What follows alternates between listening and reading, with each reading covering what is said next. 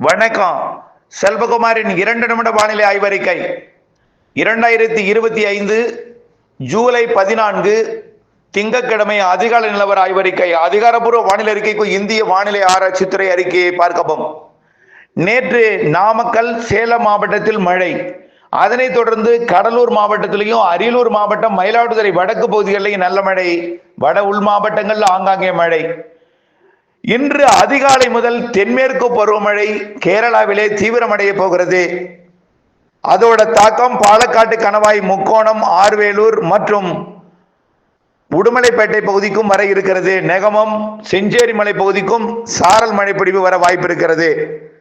நீலகிரி முதல் கன்னியாகுமரி வரைக்கும் மேற்கு தொடர்ச்சி மலைப்பகுதிகள், அணைகள், நீர்பிடிப்பு பகுதிகளில் இன்றிலிருந்து மழைப்பிடிப்பு படிப்படியாக அதிகரிக்கும். ஆந்திர எல்லையோர மாவட்டங்களிலையும் இன்றிலிருந்து மழைப்பிடிப்பு படிப்படியாக அதிகரிக்கும்.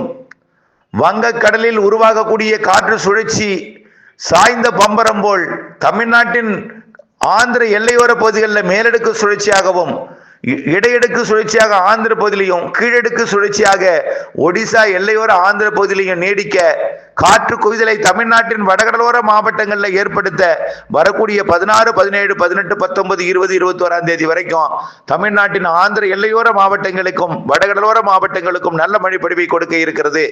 நீலகிரி முதல் கன்னியாகுமரி வரைக்கும் மேற்கு தொடர்ச்சி மலைப்பகுதிகளுக்கும் நல்ல மழை பொழிவை கொடுக்கும்.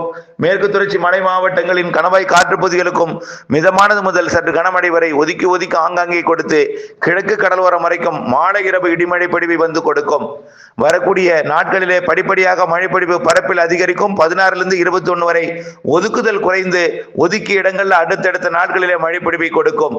விரிவான அறிக்கையை பார்த்து பயன்பெற அன்போடு கேட்டுக்கொள்கிறேன். நன்றி.